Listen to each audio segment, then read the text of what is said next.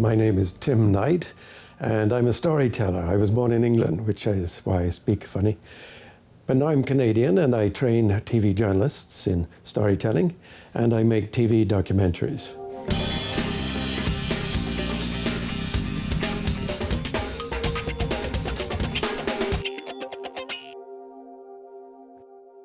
My idea of perfect happiness. Right at the moment, it's starting the winter in Canada. I would really like to be on the Caribbean, lying on the nude beach, in Jamaica probably, surrounded by beautiful naked women with a cold beer or a bottle of Chateau Lafite 75 and just a whiff of ganja around. My greatest fear is growing old with somebody who is growing old faster than I am. And at the moment that isn't happening, so it doesn't make me too nervous. Without a doubt, Nelson Mandela, the great Nelson Mandela. I've met him 3 times. I was invited to his 83rd birthday party in Johannesburg. I have enormous respect for his generosity and for the fact that he saved an entire nation almost single-handedly. For 345 years, white people kept black people virtually in slavery in South Africa. And when the black people finally won an election, they turned around and instead of punishing the whites, they said, hey guys, would you like to share this beautiful country with us? And only Mandela could have done that. The characteristic I most dislike in myself is I have a certain emotional coldness, which I don't like, but it's part of my nature by now. And it prevents me from getting close enough to many people, particularly women, emotionally. The characteristic I most dislike in others is bigotry, narrow-mindedness, the inability to understand that it's terribly, terribly important in our world to share what we have and to support each other. I strive to produce as good a documentary as I can or do a training course as I can. Perhaps the most excessive thing I'm about is that just trying to do it better than last time, getting the perfect edit, the perfect line in a script, the perfect training workshop out of which journalists come saying, wow, Tim, that was pretty good. You taught me something. That makes me very proud. If I could live anywhere in the world, I would like to live either in my beloved Africa or in the Caribbean.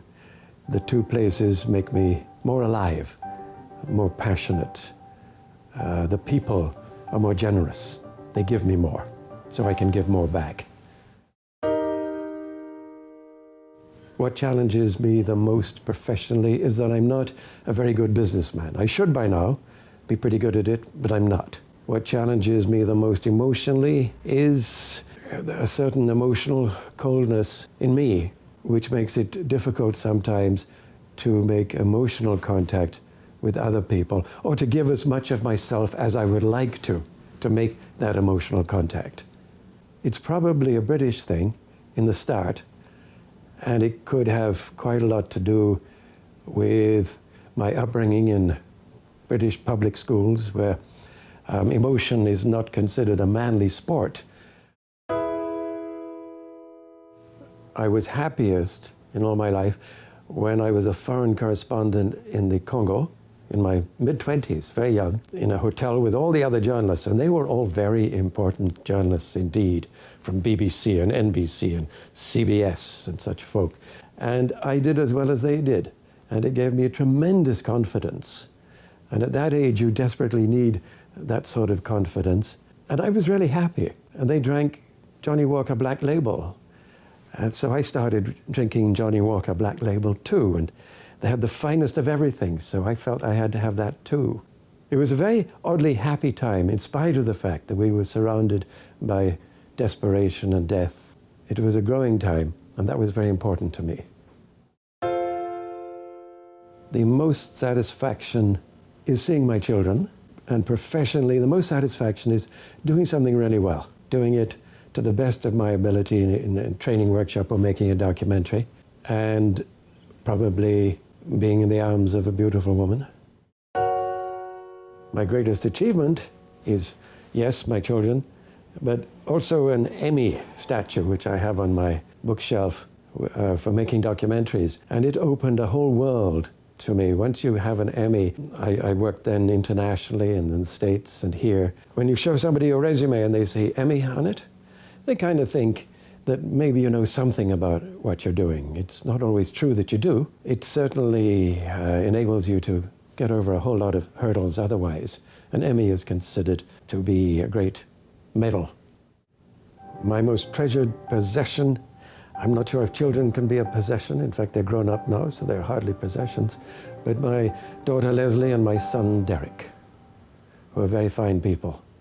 My favorite sound is anything by Sibelius or Willie Nelson. I think they're the two greatest composers of our time. Of all the talents I would like to have, the one I would like most of all is to love and be loved. That's it, yes, to love and be loved. And I don't have that now. I would like to. If I were ever to come back to this mortal coil, I would like to come back as a lion.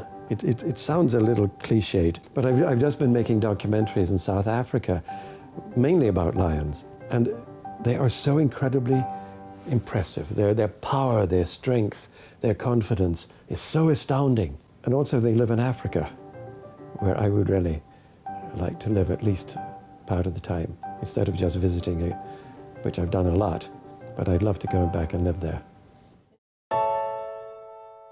If I could change the world, probably the thing I would do first is to decree that no religion would ever have any special treatment by governments, for instance, that they would have to pay taxes on their income and on their churches and mosques and synagogues, that they be treated exactly like everybody else on earth and not given a sort of godly dispensation.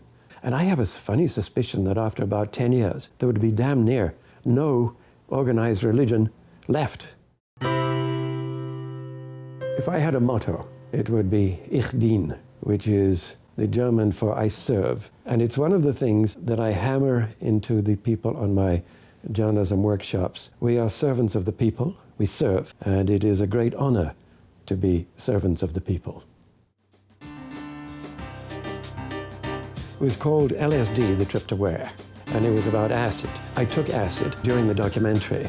That's why they gave me an Emmy.